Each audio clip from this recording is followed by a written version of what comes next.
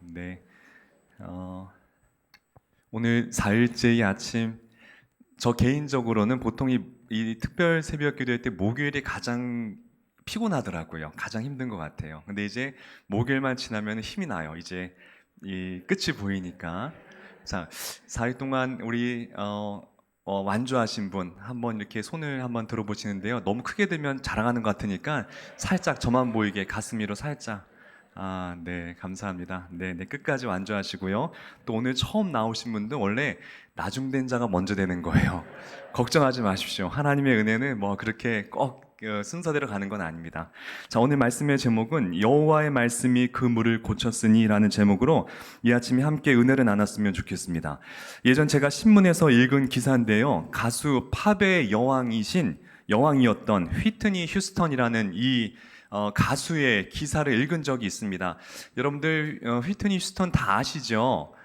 영화 이 보디가드라는 영화가 있었습니다. 1992년 3년도에 개봉했던 영화였는데요. 이것이 엄청난 흥행을 했습니다. 이 뭐 내용은 너무나 단순해요. 이 보디가드와 탑 이 가수와의 어떤 이 사랑과 로맨스를 그린 영화였죠. 여러분들 이 영화가 얼마나 많은 기록들을 남겼는지 아십니까? 영화 역사상, 영화 음악 이 역사상 가장 많은 앨범을 팔린 이 기록으로 기네스북에 등재가 되었습니다. 정말 이 빌보드 차트에서 14주 동안에 1위를 갱신했고요. 전 세계에서 항상 1위를 차지한 게 이 영화였습니다. 케빈 코스너하고 휘트니 휴스턴 얼마나 부와 명예와 정말 인기를 한 몸에 누렸겠습니까? 이 휘트니 휴스턴 근데 결혼을 한 이후부터 그의 삶이 급격히 추락하게 됩니다. 이 결혼한 사람이 똑같은 팝스타였던 이 바비 브라운이라는 이 남자와 결혼을 했는데요. 이 브라운은 좀 예전부터 품행이 바르지 못한 분이었습니다. 그 남편 때문에 이 휘트니 휴스턴이 마약에 손을 대기 시작합니다. 이 코카인과 마약 등에 손을 대면서 점점 그녀의 삶은 나락으로 떨어지기 시작합니다. 또 더 나아가서 급기야 가정의 불화가 일어나게 되고 또 둘은 서로 헤어지게 됩니다. 비극은 거기서 끝나지 않습니다. 그 둘 사이에 굉장히 예쁜 딸이 있었는데 이 크리스티나라는 딸이 있었습니다. 그녀도 이 3년 뒤에 어머니가 이제 휘트니스턴이 마약 중독으로 세상을 떠나게 되거든요. 2011년인가요? 근데 3년 뒤에 이 딸 크리스티나도 엄마처럼 마약 중독으로 인해서 그만 세상을 심장마비로 세상이 떠나게 됩니다. 문제는 또 거기서 끝나지 않아요. 이 크리스티나에게 어머니께서 남겨주신 2천만 달러의 유산이 있었습니다. 하나 230억 정도의 유산이 있었는데요. 그 돈을 가지고 크리스타나의 남자친구와 또 이 그 아버지인 바비 브라운과 또 이 히스틴 스턴의 어머니가 그 돈을 차지하기 위해서 법정 공방을 벌이기 시작합니다. 그래서 그런 기사였어요. 뭐 제가 그 결과는 어떻게 됐는지 모르겠지만은 참 제가 좋아했던 가수였고 많은 분들이 그녀의 이 노랫소리에 많은 공감과 울림을 얻었고 참 기쁨을 누렸는데 참 겉은 그렇게 화려하고 이 부와 명예와 인기로 포상된 그녀의 삶이었는데 그 내면은 누구보다 아파했고 누구보다 상처가 많았고 배신과 공허함으로 가득 찬 그러한 모습으로 살아왔다라는 것이에요. 오늘 말씀이 바로 그런 것입니다. 겉은 굉장히 화려해요. 겉은 완벽해 보이고 문제가 없어 보이는데 그 안에는 정말 말할 수 없는 공허와 아픔으로 가득 차 있는 것을 오늘 말씀이 설명해 주고 있습니다. 오늘 말씀의 배경은 여리고 성에서 있었던 일이에요. 여리고 지역에서. 여리고 지역에서 이제 이 어느 날 물이 갑자기 나빠지게 됩니다. 물이 나빠지면서 이 과실의 열매들이 맺지를 못하게 되는 거예요. 가축들도 그 물을 먹고 탈이 나게 되고 사람들은 물을 마시면 점점 병에 걸리기 시작합니다. 근데 오늘 성경 말씀에 참 표현이 너무나 우리에게 시사하는 바가 있습니다. 우리 열왕기하 2장 19절 말씀 같이 한번 우리 화면 보고 읽으실까요? 시작. 그 성읍 사람들이 엘리사에게 말하되 우리 주인께서 보시는 바와 같이 이 성읍의 위치는 좋으나 물이 나쁨으로 토산이 익지 못하고 떨어지나이다. 자, 참 여기에 저는 기가 막힌 표현이 있습니다. 오늘 우리에게 주신 하나님의 음성인데요. 자, 위치는 좋으나 물이 나쁨으로. 위치는 무엇을 의미합니까? 외형입니다. 외형은 너무나 좋은데 그 안에 그 내면의 물은 상해 있다라는 것이에요. 이게 단순히 여리고성의 문제일까요? 아닙니다. 지금 살아가는 이 시대의 우리들의 모습을 빗대서 주님께서 말씀하시는 거예요. 외적으로는 그럴듯한데 내면의 문제가 많은 이 시대가 바로 이 여리고 시대였다는 것입니다. 겉은 황금빛으로 빛나지만은 한 입 베어 물면 그 안에 썩어 있는 사과처럼 마치 잘 포장된 삶, 완벽해 보이는 직장, 인정받는 위치이지만은 마음속에는 외로움과 불안, 공허가 가득한 상태를 의미하는 것입니다. 좋은 직장에 다니고 고액 연봉을 받고 안정된 커리어를 가졌습니다. 위치는 아주 좋았습니다. 그런데 집에선 대화가 없고 아내와 자녀는 마음이 닫혀 있습니다. 가족이라는 물이 나빠져서 삶 전체가 메말라가고 있는 것입니다. 우리의 신앙은 또 어떨까요? 매주 예배드리고 봉사도 열심히 하고 리더의 역할도 맡아서 충성되게 일하고 있습니다. 위치는 아주 좋아 보입니다. 그런데 하나님과의 1대1의 깊은 교제는 멈춘 지 오래이고 어느새 말씀은 형식이 되어가고 있고 구원의 기쁨과 감격은 사라져 버리고 있습니다. 영의 물이 나빠진 것이라는 것입니다. 다 우리의 모습이라는 것이에요. 저의 모습이고 여러분들의 모습이라는 것입니다. 우린 너무나 위치 싸움만 하고 있어요. 좋은 포지션에 있어야 세상을 우리가 쉽게 갈 수 있어. 좋은 것을 선점해야 돼.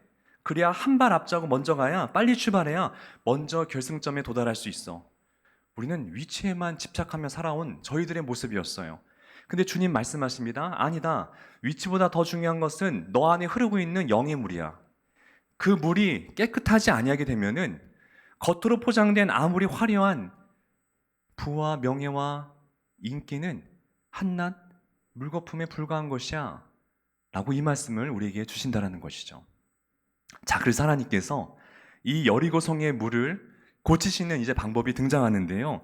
오늘 20절의 말씀을 제가 읽어드릴게요. 2장 20절입니다. 엘리사가 이르되 새 그릇에 소금을 담아 내게로 가져오라 하매 곧 가져온지라. 자, 여기서 소금이 등장합니다. 자, 여러분들 뭐 성경에 의미 없이 등장하는 단어는 존재하지 않아요. 그죠? 엘리사가 왜 그 많은 것 중에 소금을 가져오라고 했을까요? 뭔가 특별한 소금의 역할이 있었을까요? 자, 성경에서는 소금에 대한 이야기를 레위기에서 분명히 말씀하고 계십니다. 여기에 하나님의 깊은 의미가 있습니다. 우리 레위기 2장 13절의 말씀인데요. 우리 화면 보시죠. 같이 한번 읽어보겠습니다. 시작. 내 모든 소재물에 소금을 치라. 내 하나님이 언약의 소금을 내 소재에 빼지 못할지니 내 모든 예물에 소금을 드릴지니라. 아멘. 자, 이제 곡식으로 드리는 그 예물 가운데 항상 마지막에 소금을 치라고 얘기하고 있습니다. 그게 무슨 의미일까요? 제가 밑에 썼는데요. 소금은요, 불변성을 상징하고 있어요. 변하지 않는 것. 그래서 부패를 막기 위해서 소금을 넣지 않습니까? 하나님과의 우리 관계 속에서의 약속에서도 이 불변함이 있다라는 것이에요. 변하지 말자. 이런 약속으로 그 소재에 소금을 쳤다라는 것입니다. 그래서 이 소금의 이 의미는 무엇이냐? 첫째, 하나님의 말씀을 상징합니다. 하나님의 말씀을 상징하고요. 그래서 오늘 21절에 보게 되면 오늘 말씀의 제목이었는데요. 하나님의 말씀이 이 물을 고쳤으니 라고 되어 있습니다. 이 물을 고친 것은 소금이 아니에요. 하나님의 말씀이 고쳤다라고 성경은 의미하고 있다는 것이죠. 그래서 이 소금은 하나님의 말씀을 의미하고요. 두 번째가 있습니다. 오늘 말씀 보게 되면, 레위기 말씀 보게 되면은 하나님의 언약의 소금이다라고 얘기했습니다. 하나님의 언약이 소금이래요. 언약이라는 게 약속이잖아요. 그럼 하나님께서 우리에게 주셨던 구약의 약속과 신약의 약속은 무엇일까요? 구약은 옛 약속, 신약은 새로운 약속. 하나님이 우리에게 주신 약속은 궁극적으로 하나예요. 예수 그리스도, 십자가라는 것입니다. 그래서 여기서 말한 소금은 신약의 예수님의 사건을 예표하는 거예요. 예수님이 우리 인생 가운데 그 십자가가 우리 마음 가운데 새겨지게 되면은 내 안에 정하지 못했던 영의 물들이 깨끗하게 변화가 된다는 것입니다. 하나님의 말씀이, 그 예수님의 보혈의 십자가가 우리를 바꿔줄 수 있다는 것입니다. 다른 것으로는, 아무 것으로든 우리 마음을 바꿀 수가 없는데 오직 보혈만이 그것을 바꿀 수가 있다는 것을 오늘 성경이 이야기를 해주고 있다는 것입니다. 제가 지난 수요일에 인생의 쓴맛, 단맛이라는 주제로 말씀을 전해드렸는데요. 그때 마라의 쓴물에 대해서 이야기를 드렸습니다. 기억 못하시죠? 괜찮습니다. 자, 그때 그 이스라엘 백성들이 홍해바다 건너서 3일 동안 마시지 못하고 왔을 때에 물이 보였습니다. 기뻐서 다들 거기 흠뻑 빠져서 물을 마셨는데 웬걸요? 써서 마시지 못하는 거예요. 그리고서 모세에게 막 비방하기 시작하게 되죠. 모세가 하나님께 간구하고 부르짖었을 때에 하나님께서 뭐라고 말씀하셨습니까? 옆에 있는 나무 하나를 가리켜서 그 나무를 물에 집어넣으라고 말씀하십니다. 출애굽기 15장 25절 말씀을 제가 읽어드릴게요. 모세가 여호와께 부르짖었더니 여호와께서 그에게 한 나무를 가리키시니 그가 물에 던지니 물이 달게 되었더라. 자, 제가 그때 이 나무를 뭐라고 말씀드렸습니까? 예수님의 십자가를 의미한다고 말씀을 드렸어요. 지금 똑같은 상황이 연출되고 있는 거예요. 출애굽 시대의 혼탁한 물이 예수님의 십자가로 인해서 정결하게 되고, 지금 여리고 시대에 지금 엘리사도 똑같은 방법으로 하나님의 언약의 말씀을 통해서 지금 이 물을 깨끗하게 바꿔주고 있더라는 것입니다. 위치는 좋지만 물이 나쁜 이 시대에 정말 필요한 게 무엇일까요? 예수님의 십자가라는 것입니다. 십자가만이 유일한 해법이고 해결책이고 우리를 살리시는 하나님의 궁극의 해답인 줄 이 시간 꼭 마음에 새기시기를 좋으신 예수님의 이름으로 축복하고 축원드립니다. 자, 그런데 그 십자가가 이제 어디에 들어가는지 한번 봤으면 좋겠습니다. 제가 열왕기하 2장 21절을 읽어드리겠습니다. 엘리사가 물 근원으로 나아가서 소금을 그 가운데에 던지며 이르되, 자, 물 근원으로 가서 소금을 집어넣었다라고 했습니다. 저는 이 말씀 묵상하면서 12년 동안에 혈류병으로 앓았던 여인이 있었습니다. 그죠? 우리 그 사건 너무 잘 알죠? 그녀의 몸에서 피가 끊이질 않는 거예요. 근데 여러분들 혈류병에 걸리면은 부정한 여인으로 취급이 되었어요. 제가 나중에 이건 한번 주일 설교 때 말씀드리면 좋겠어요. 그래서 이 여인은 그 누구와도 접촉을 해서는 안 됩니다. 이렇게 사람이 있는 많이 모인 곳에 와서도 절대로 안 됩니다. 오게 되면은 어떻게 되느냐? 돌로 맞아서 죽게 됩니다. 그게 율법이었어요.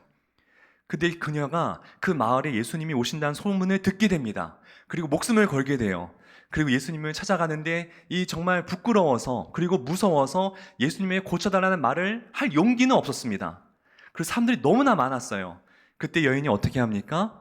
예수님의 옷자락을 몰래 만지기 시작해요. 자, 그때 어떤 역사가 나타나느냐? 우리 마가복음 5장 27절 같이 한번 읽어봤으면 좋겠습니다. 시작! 예수의 소문을 듣고 무리 가운데 끼어 뒤로 와서 그의 옷에 손을 대니 이에 그의 혈류 근원이 곧 마름에 병이 나은 줄을 몸에 깨달으니라. 자, 근원, 혈류의 근원이 말랐다는 것입니다. 여기서 근원이 나타나요. 지금 예수님과 문제의 근원이 맞닥뜨리게 되자 그 근원에서 모든 병 고침과 모든 역사가, 기적이 나타났다는 것입니다. 그 근원 가운데 예수님의 손길이 닿게 되자 하나님의 기적이 나타났다는 것이에요. 자, 그러면 질문입니다. 우리 인간의, 사람에게 근원은 어디 있을까요? 어디에 근원이 와야 하나님 말씀이 그곳의 근원에 있대야지만이 우리의 몸이 나음을 받을 수가 있을까요? 성경은요, 인간의 근원을 마음으로 규정하고 있어요. 잠언서 4장 23절, 무릇 지킬 만한 것보다 어디 지켜라?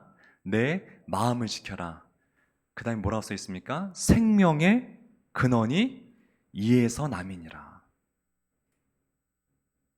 우리 인간의 근원은 마음이라는 것이에요. 그럼 하나님의 말씀, 그 십자가가 어디에 새겨져야 되겠습니까? 항상 내 마음속에 새겨져야 된다는 것이에요. 부패한 것은 여러분들 우리의 위치가 아니에요. 겉모습이 부패하는 거 아닙니다. 항상 모든 부패와 타락은 여기에서 나오는 거예요. 예수님께서 말씀하셨습니다. 마태복음 15장 19절 제가 읽어드리겠습니다. 마음에서 나오는 것은 악한 생각과 살인과 간음과 음란과 도적질과 거짓 증언과 비방이니. 자, 어디서 나온다고 했습니까? 이 모든 악한 것이 마음에서 나온다는 거예요. 왜요? 생명의 근원이 거기 있기 때문에. 그럼 하나님의 말씀이 그 근원과 접촉을 해야 되는데 바로 우리 마음속에 날마다 내 마음을 치면서 주님께서 우리 안에 내주하실 때에 우리 안에 날마다 살아나는 생명수가 흘러넘친다는 것이에요. 그렇지 않게 되면은 우리의 위치는 좋아 보이나 내 영의 물은 항상 나쁠 수가 있다라는 것이에요. 바울이 고린도전서 3장 16절에 너희들 참된 성전이 어디 있는지 아느냐? 교회가 어디 있는지 아느냐? 이렇게 얘기합니다. 우리 함께 또 고린도전서 3장 16절 말씀 읽겠습니다. 시작. 너희가 하나님의 성전인 것과 하나님의 성령이 너희 안에 거하시는 것을 알지 못하느뇨? 누구든지 하나님의 성전을 더럽히면 하나님이 그 사람을 하나님의 성전은 거룩하니 너희도 그러하니라.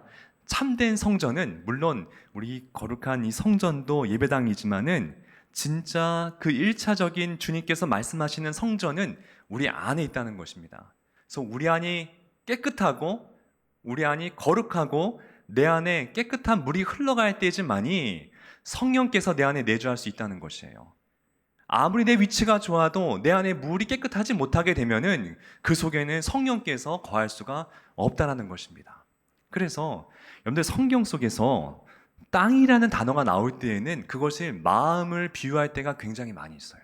그래서 예수님께서 4가지 밭에 대한 비유를 말씀하십니다.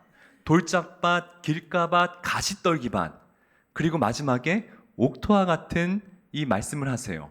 이 밭은 무엇을 말씀하시는 거냐? 우리 마음을 예표하는 말씀이셨어요. 그래서 옥토와 같은 말씀 가운데 말씀의 씨앗이 심겨질 때에 30배, 60배, 100배의 결실이 맺는다고 말씀을 하셨죠. 땅이 좋아야 돼요. 마음의 근간이 좋아야 돼요. 사람의 근간이 마음이 좋으셔야 된다는 것입니다. 제가 한번 우리 연합다락 예배 때였나요? 그때 이 말씀을 하면서 아간에 대한 이야기를 말씀드렸어요. 이 아간이 누굽니까? 이 여호수아와 이스라엘 백성들이 가나안 땅에 점령할 때에 여리고성에서 이제 승리를 거두고 거기서 하나님께서 이 모든 전리품을 다 불태라고 했어요. 우상에게 바쳐진 것들이기 때문에 너희들이 취하지 말라고 말씀하셨는데 아간이라는 사람이 몰래 금과 은과 외투를 몰래 자신의 집에 가져와서 어디에다 훔치는 줄 아십니까? 우리 여호수아서 7장 21절 말씀 제가 읽어드릴게요. 잘 한번 들어보세요. 이제 이거 아간이 이제 나중에 들키게 됩니다. 그리고 자기가 고백을 하게 되는 장면인데요.